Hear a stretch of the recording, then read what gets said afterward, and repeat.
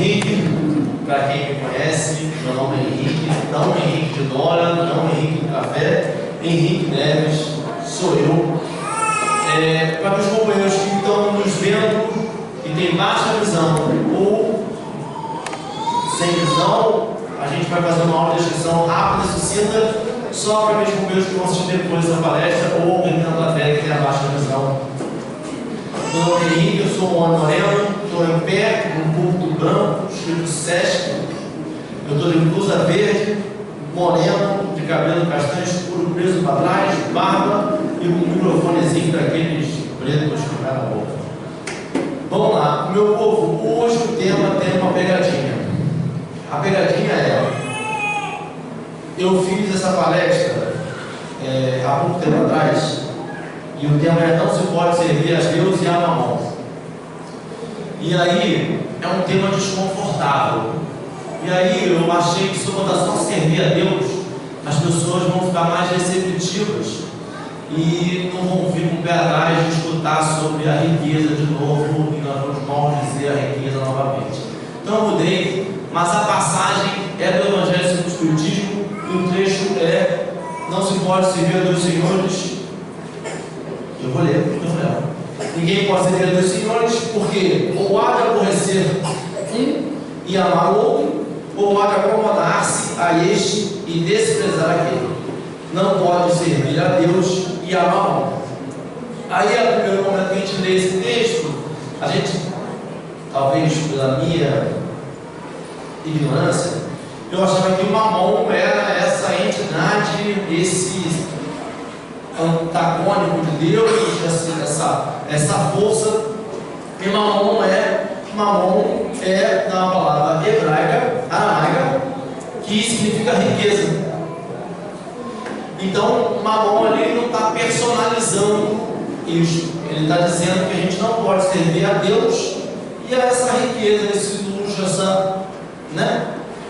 Primeiro, vamos para o servir, Não se pode servir. E aí, a gente sabe mais ou menos esse servir a Deus, servir. E eu peguei um texto de Emmanuel para definir mais ou menos esse dever de servir, E Emmanuel fala no texto dele: em matéria de beneficência, todos estamos na obrigação de doar algo de nós à vida que nos cerca. E isso não sucede tão somente a nós, as criaturas que atingimos a razão, mas igualmente a todos os seres. Minerais oferecem agentes químicos, vegetais distribuem utilidades, e no reino animal milhões de vidas trabalham e se sacrificam a benefício do homem. Todos nós nos achamos convocados a entregar a nossa cooperação pelo bem geral. E aqui nós definimos já uma grande parte desse servir. Todos nós nos achamos convocados a entregar a nossa cooperação pelo bem geral. Acontece, no entanto, que na criatura humana o discernimento conquistado cria o problema da livre aceitação do dever servir. Então, ou seja, no mineral, nos animais, o dever servir, eu não tenho um livre-arbítrio, então eu sirvo. Como nós temos o livre-arbítrio, a gente tem que ter esse convencimento do servir. Ele termina dizendo: todos nós reconhecemos indicados para oferecer o melhor de nós para que apareça o melhor dos outros em auxílio de todos. Nós vamos sempre permear uma palavra que nós vamos logo tirar da nossa mente. Toda palavra que ele fala coletividade, servir a bem de todos, todo esse incômodo que a gente vai sentir, não é sobre o fantasma do comunismo, não é sobre esse elefante na sala que ninguém pode falar, não é sobre isso. O que a gente vai falar aqui é sobre a utilização dos bens materiais que Deus colocou na terra para servir a Deus.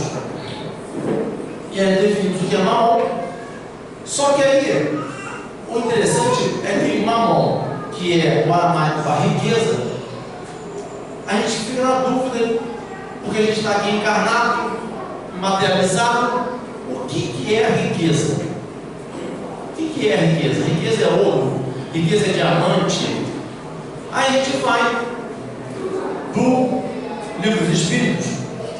No Livro dos Espíritos ele faz duas perguntas sobre essa riqueza, né?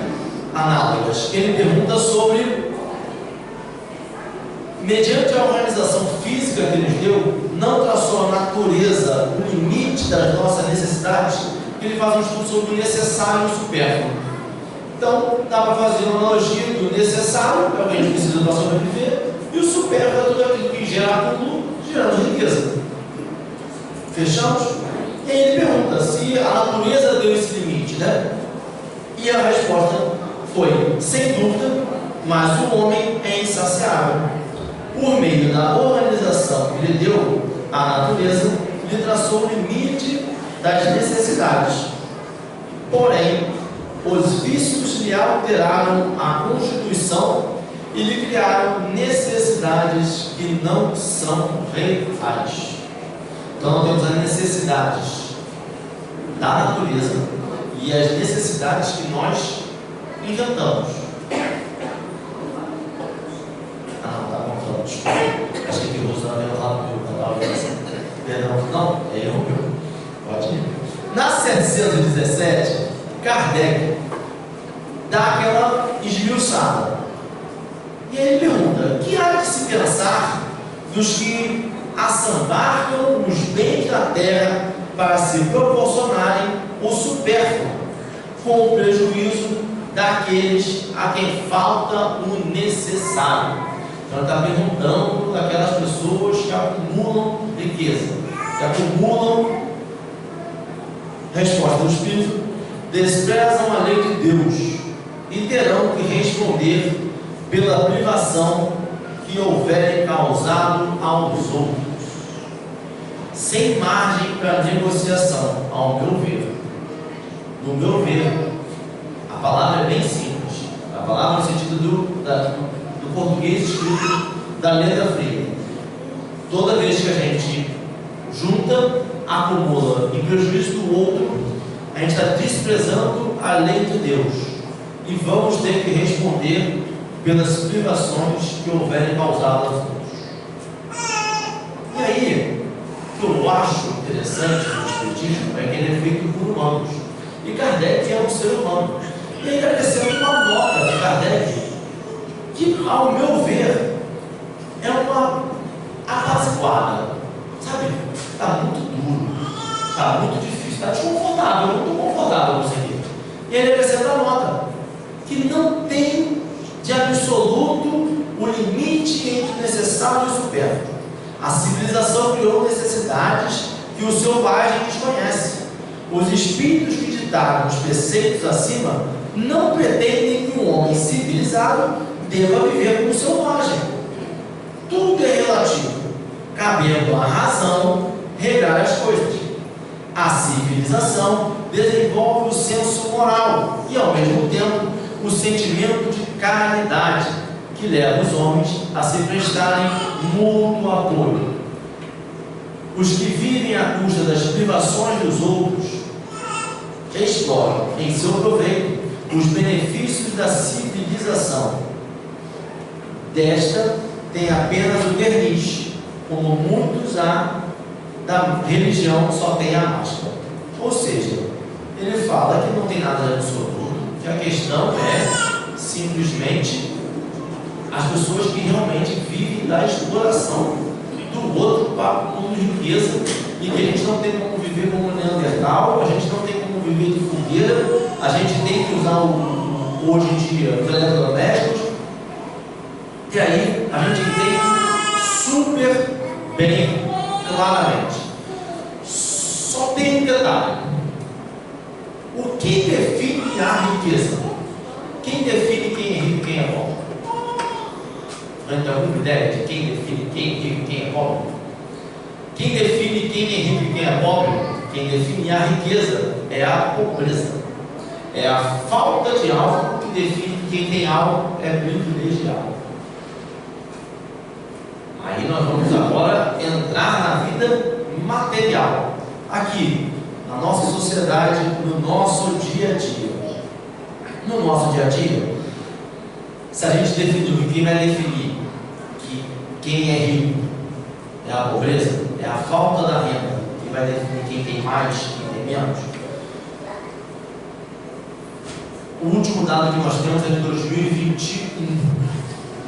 2021, 10% da população brasileira ganhava, em média, R$253 mil. Vamos definir que esses são ricos. Só para a gente estabelecer um parâmetro aqui, R$253 mil por mês é um dinheiro confortável. Vamos definir. 1% dessa população, nós estamos estimando a população do IBGE é 226 milhões, né? 23 milhões. 1% disso vive com 1,2 milhões. Rico. Para mim, desculpa, é rico. Só que tem uma outra coisa. O dinheiro que circula para a gente, dentro da nossa base de noção, a gente não inventa dinheiro.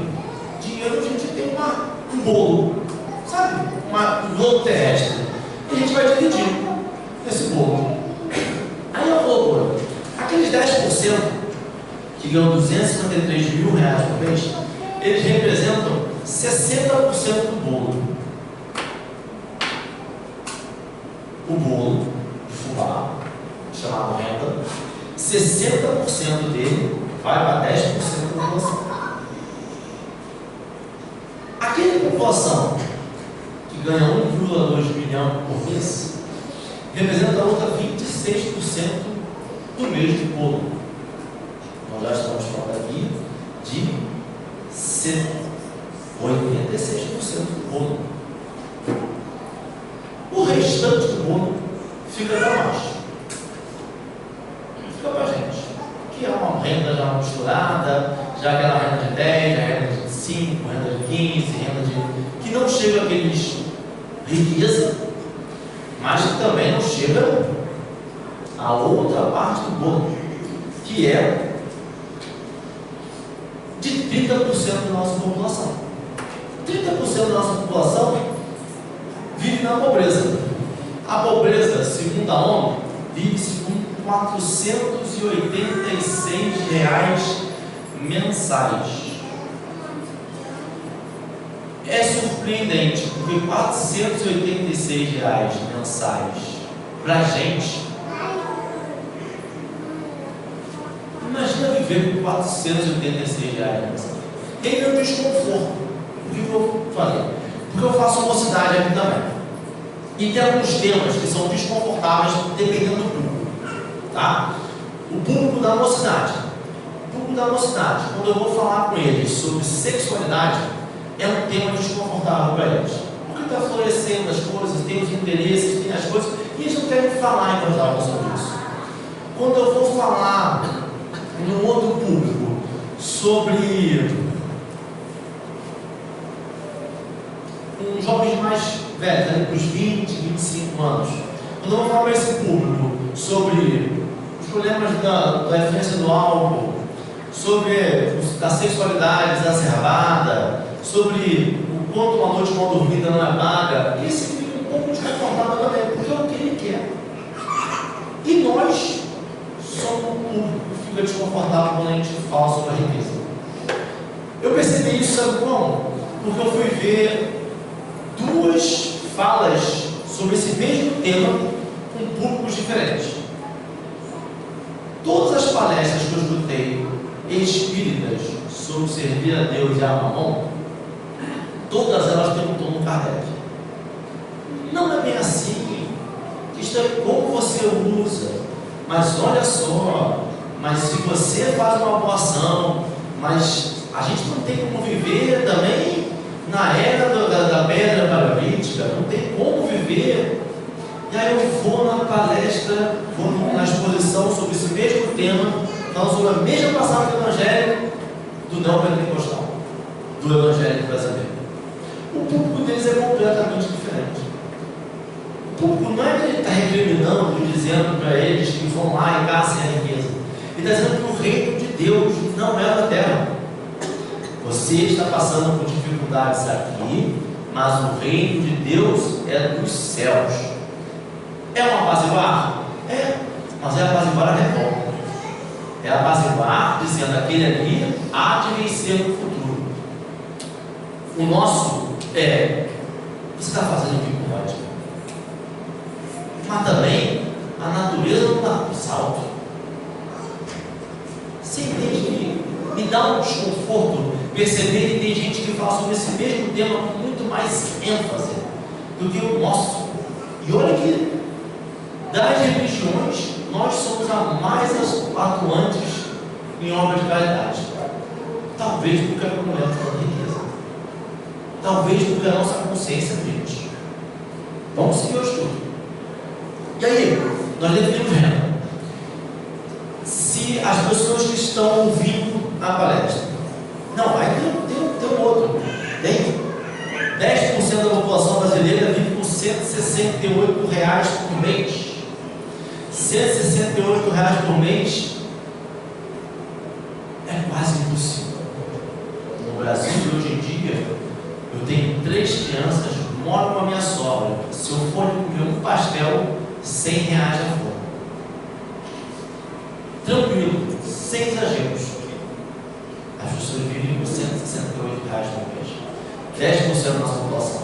Como definir que nós não estamos na classe de pobreza, nós não estamos na classe da extrema pobreza, então nós não representamos o 30% da população. Se ninguém define o que é rico, o que é pobre, é a pobreza, nós estamos na parte rica. Mesmo com... E olha, eu falo isso com dor no coração, porque eu tenho um monte de boleto atrasado. Meu telefone tem que ficar no não perturbe eternamente, porque senão eu toco o dia inteiro. É 3003, é spam, é gente me ligando, eles descobrem meu telefone, não sei como. Mas eu estou na parte rica. Por quê? Além da renda, que não é para os seus, nós vamos falar de uma outra riqueza que a gente precisa ter para sobreviver. Dos 223 milhões de habitantes brasileiros, 77 milhões passam por insegurança alimentar. Insegurança alimentar é o nome que deu este nome. Não passou fome. Porque você fala que você está com fome, está com insegurança alimentar, é de uma petulância. Mil desculpas, IBGE, mas não dá. É fome. É gente que almoça, não sabe se vai jantar e não sabe se tem um almoço. Nós sabemos. Então, nós temos uma riqueza. Talvez não essa de 1 milhão por mês, de 250 mil por mês. Quem tiver, por favor, me adiciona no Zap. Eu gosto de ser amigo. Mas a gente tem. A gente sabe o que vai jantar. A gente reclama. Todo dia tem que ver o que vai almoçar. Todo dia tem que pensar no janta. Todo dia tem que pensar na coisa. Você faz uma coisa, a criança reclama. Aí você tem que jogar na cara a criança. Tem pessoa passando fome. Você tem 2 opções de café da manhã. O que é isso? Seja feliz. Come o seu pão. Come o seu bolinho. Então a gente não está na parte da pobreza. A gente está na parte da riqueza. E aí, a gente tem uma outra vida, uma outra parte dessa visão de pobreza e riqueza, que a gente fala muito, que é a prova de expiação, né? E aí eu consigo usar as diferenças da fala nisso.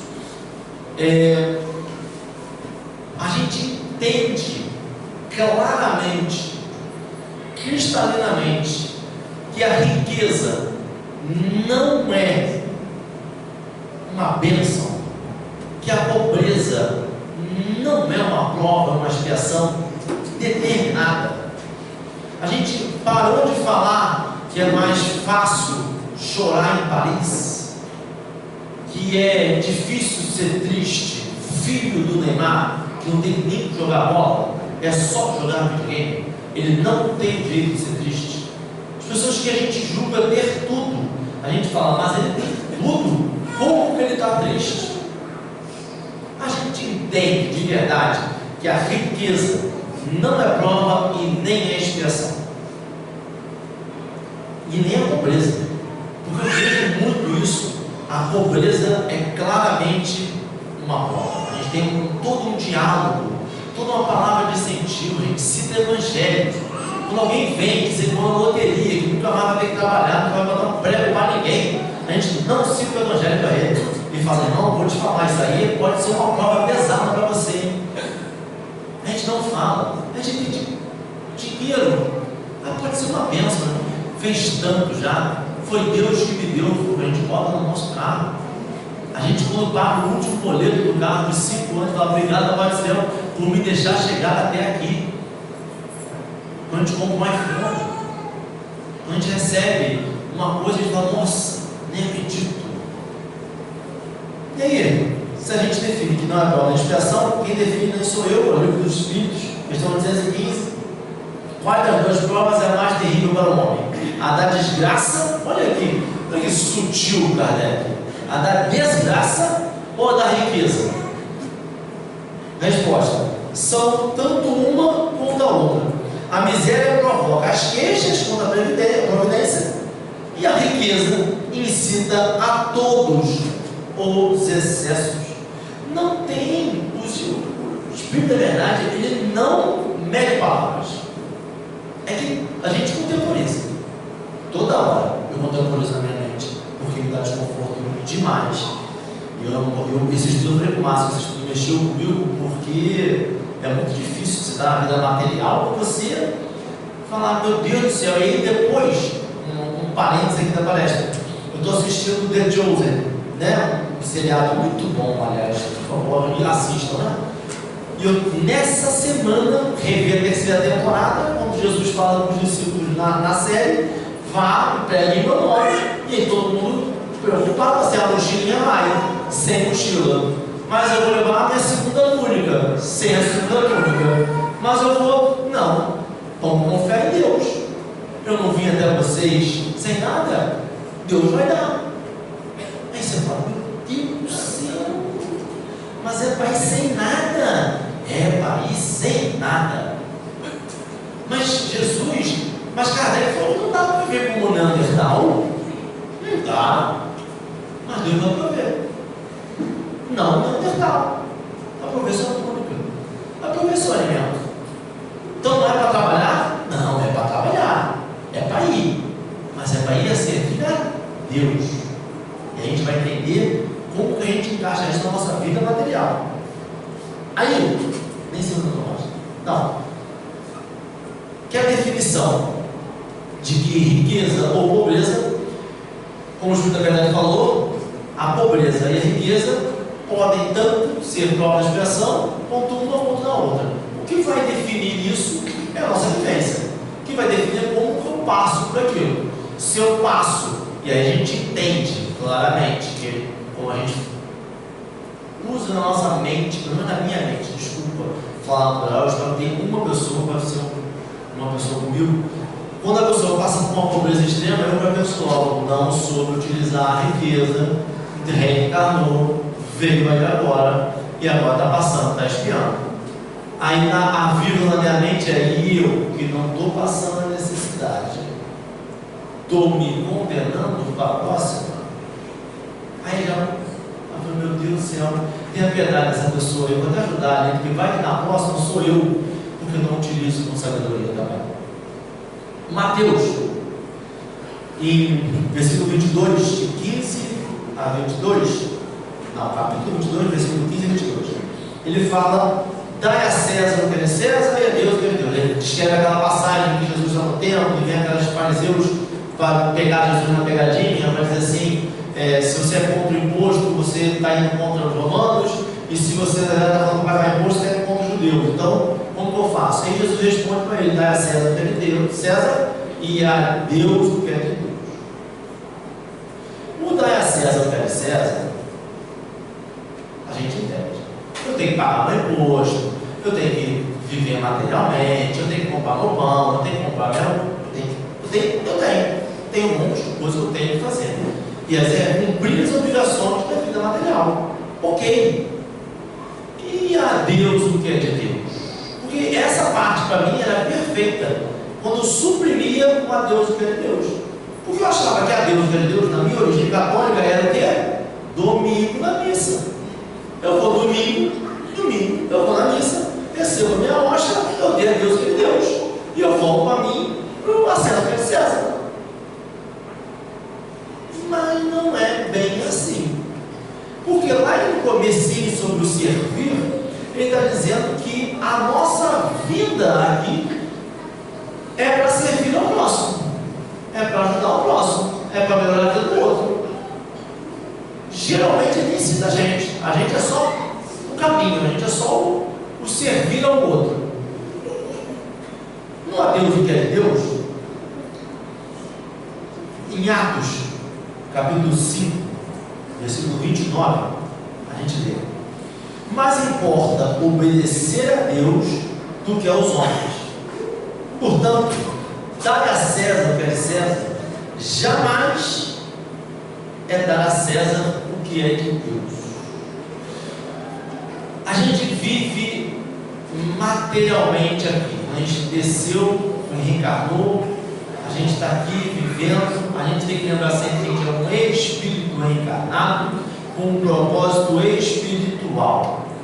A gente utiliza a terra para o nosso aprimoramento moral. A gente lembra disso na nossa vida dia a dia? Eu já esqueci muito. Eu já trabalhei 13, 14 horas por dia. E quem me lembra quando estou pegando pesado no trabalho são minhas filhas. Porque elas falam assim: mas eu nem quero, eu prefiro você aqui vendo televisão comigo. E aí o que eu faço? Como uma pessoa pequena, que vai voltar milhões de vezes aqui ainda, vocês vão me ver aqui, quem voltar, só me reconhecer, eu estarei aqui. Eu faço o quê? Eu dou uma pausa no trabalho, quando elas desdobram, elas saem do planeta aqui, e eu volto para o trabalho. E aí eu vou até 4, 5 da manhã. Aí eu estou com ela não vai poder falar, não estou com ela. Mas eu tenho a Adeliana na mão, eu tenho que atender a minha avareza, eu tenho que trabalhar, eu preciso de mais. E aí eu estou servindo a Deus. Naquele momento ali, em que eu falo assim: eu consigo, eu dou conta. Pode mandar que eu dou conta. Amanhã, vem, deixa que eu vou. Não estou. As coisas eu posso fazer as mesmas coisas. O mesmo ato, ele pode servir a Deus, e o mesmo ato pode servir a essa minha avareza. A questão é que está dentro de mim. A gente vai ver lá na frente que Jesus disse isso: aonde está o seu coração, ali estará o seu tesouro. O meu coração nem sempre está em Deus, só que eu estou aqui reencarnado para o meu aprimoramento. Como eu dedico apenas 10, 20, 30, 40% para servir a Deus, e o resto é para servir as minhas ambições, os meus prazeres, os meus desejos, as minhas coisas que nós já sabemos que vão nos prender à terra. A gente vai ficar preso aqui. Sabe, às vezes eu me sinto falando com uma criança: não vai vir nada bom daí, para. E a criança bota na tomada, e bota na tomada, e toma um choque. Aí você fala: meu Deus do céu, toma um choque também, que doideira. E dá 10 minutos, bota na tomada. Meu Deus. E a gente se apega ao material o tempo todo. A gente se apega aos filhos encarnados. É meu filho, é minha esposa, é o meu pai, é a minha mãe. Ninguém mexe com a minha família. Amor é ótimo, maravilhoso. Meu, seu, você. Não. Então, com essa configuração, talvez nem seja mesmo. Não que hoje o que a gente chama de meu filho pode ter sido meu pai, pode ter sido meu inimigo, pode meu inimigo, pode ser meu filho na próxima. Então essa configuração do meu é só para a gente aprimorar o amor. Não é amar uns aos outros, não é amar os seus inimigos. Você tem que lembrar das palavras do Cristo. Essas, aí tem uma pegadinha, essas a gente traduz na literalidade. Essa ele não quis falar por parábola, né? Ela ele quis falar sobre o perdão mesmo, ele quis que a gente perdoasse. E ele vai falar sobre a riqueza depois, e aí a gente vai falar que foi por parábola. Com certeza eu falei na minha cabeça. Então, a gente está passando nessa vida, a gente vai definir essa espiritualidade como um sentimento, como essa ligação com Deus. E aí eu vou trocar as palavras de valor e preço. Preço é tudo aquilo que eu tenho uma quantidade de dinheiro que eu consigo valorar. Preço, eu sei, é o que eu pago por produto ou serviço. Preço é de coisa, preço é do serviço. Preço é isso que a gente vive aqui e estabeleceu como moeda corrente. Valor, segundo o marketing, segundo esse pessoal que trabalha com vendas, valor é uma experiência. É a caixinha que abre de forma devagar, é o café que vem com o chantilly por cima. Eu não estou pagando por um café, estou pagando pela experiência de tomar o café. É o chopp servido sem colarinho, eu estou falando da experiência do chopp. É o bacalhau que vem, a experiência. A experiência é mais do que. O valor é mais do que a experiência. O valor é atribuído ao produto que proporciona ao cliente. O valor não pode ser estimado no dinheiro. Então, o valor, ele não é mensurável. Então, se a gente está falando sobre valor e preço, a valorização da vida, através da nossa espiritualidade, nunca pode ser através da precificação. Até aí todo mundo perfeito, né? A vida, a valorização, essa nossa espiritualidade é ótimo, é o que há de mais sagrado, né? Afinal de contas, foi para isso que foi criado o planeta Terra, para nosso aprimoramento. E quando alguém rouba o nosso telefone que não está pago ainda? E alguém dá uma banda nessa pessoa? Eu valorizo a vida ainda? E se alguém rouba um colega e alguém está enchendo ele porque roubaram o seu telefone? Eu falo, não, só preço material, eu compro outro, eu pego de volta, eu faço alguma coisa, eu trabalho mais. A vida não tem preço. A vida é um valor. A gente consegue pensar nisso? A gente consegue estabelecer o ponto.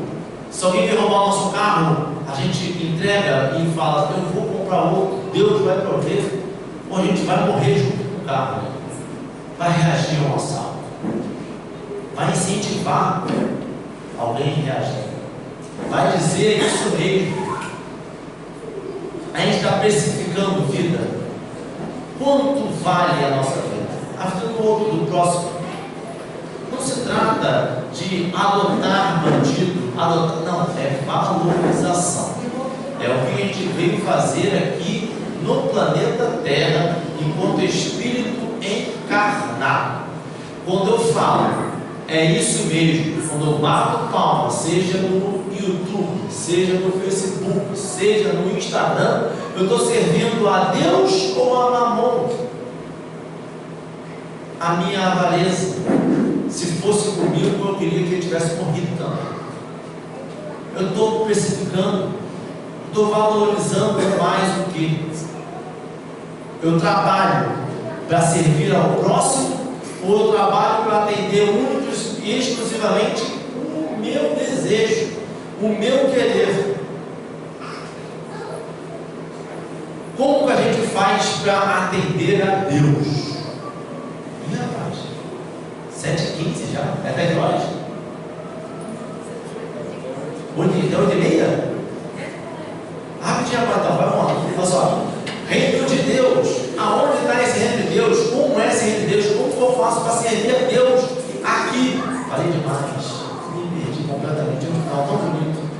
se vai dar para passar ele, tá? Vamos lá, vou mandar para o WhatsApp depois. Vai ter a parte 2. Onde é que está esse reino de Deus? E aí, Mateus vai fazer no capítulo 13 do Evangelho dele um monte de parábolas, né? Ele fala sobre a parábola do reino, ele fala sobre a parábola do trigo, do joio, do grão de mostarda, do fermento para as mulheres, a parábola da rede no oceano. Tem uma parábola linda até, que eu não vou achar agora. Não vou achar, mas tudo bem. Essas parábolas todas já tem mesmo, dá tempo mesmo. É isso.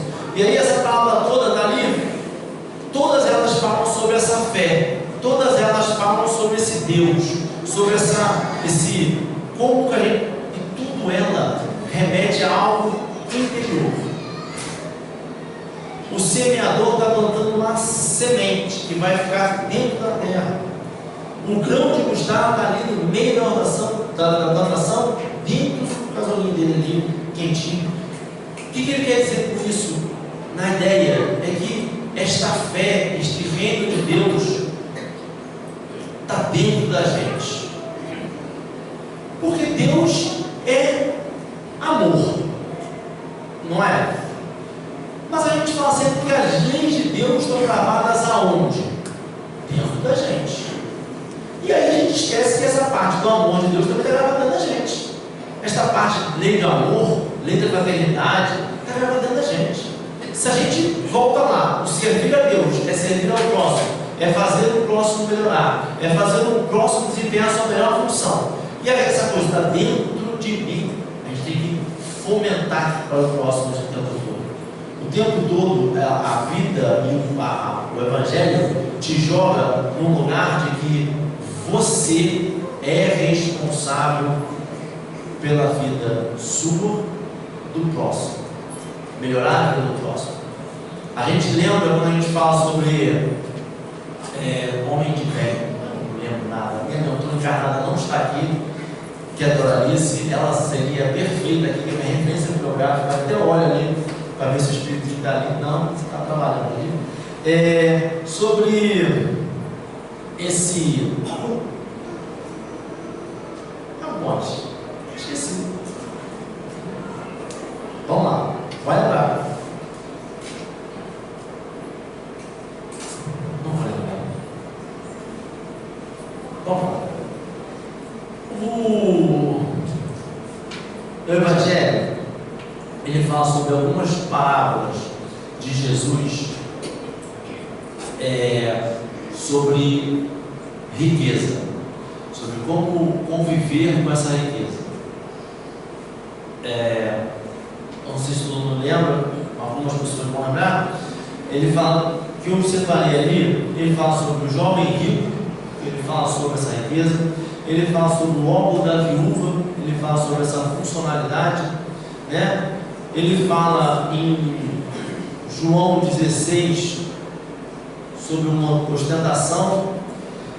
E eu vou citar algumas palavras do Cristo, do Evangelho, e aí a gente vai perceber o desconforto que eu sinto, por exemplo. Em João, capítulo 2, versículo 16, ele fala: pois tudo que há no mundo, a cobiça da carne, a cobiça dos olhos e a ostentação dos bens, não provém do Pai, mas do mundo. Sobre ganância, em Lucas capítulo 12, versículo 15, ele fala: então lhes disse, cuidado, fiquem sob aviso contra todo tipo de ganância. A vida de um homem não consiste na quantidade de seus bens. Em Tiago capítulo 2, versículo 5, ele fala: ouçam, meus amados irmãos, não escolheu Deus os que são pobres aos olhos do mundo, para serem ricos em fé e herdarem o reino que ele prometeu aos que amam. Em Lucas capítulo 12, versículo 33, ele fala: vendam tudo o que têm e deem esmolas. Façam para vocês bolsas que não se gastem com o tempo, um tesouro dos céus que não se acabe, onde ladrão algum chega perto e nenhuma traça corrói. Em João capítulo 2, versículo 16, ele... Não, já falei esse. Aí já perdi já. Sobre a parábola do tesouro na terra, eu falei? Jovem rico, falei? Falei. É isso. Ou seja, mais do que está no livro dos Espíritos, no Evangelho, Jesus deu diversas demonstrações para a gente, através de parábolas, sobre o perigo da riqueza. E a gente definiu e entendeu que a riqueza não é o tio Patinhas nadando em dinheiro. Riqueza é aquilo que é supérfluo para a gente. E por mais que a gente fale, grite em voz alta, que o nosso iPhone é essencial para a nossa vida, que cada um da nossa casa tem que ter um carro, porque senão fica impossível. Que sem uma casa no campo não dá para sobreviver. Que não dá para confiar na escola pública, tem que botar na melhor escola para garantir uma escola de qualidade para essa criança ser o melhor médico do melhor mundo.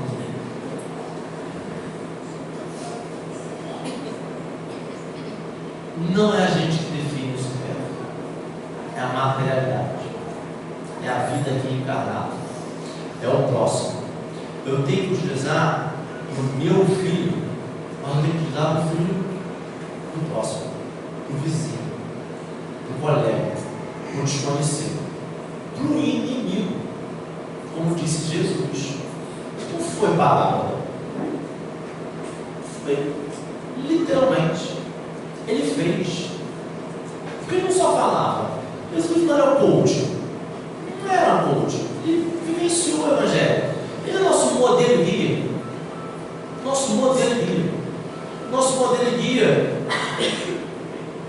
vivia como? Como ele pregou o Evangelho? A gente nela. Ele saiu para ele? Não.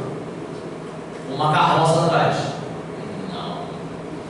Mas ele chegava lá e falava com os fariseus e dormia no templo? Não. Ele dormia onde tinha, aonde dava. Se não tivesse, ele dormia numa tenda. E comida? É de doação. E se não tivesse? Era fome. Esse é o convite de servir a Deus. Estamos dizendo para fazer igual São Francisco. Olha, aí a gente faz um negócio muito louco, porque esses exemplos a gente tem a materialidade. Chico Xavier, que homem maravilhoso, não tem igual a ele. Quando ganhou um carro, ele não ficou no carro. Por quê? Porque ele era humilde.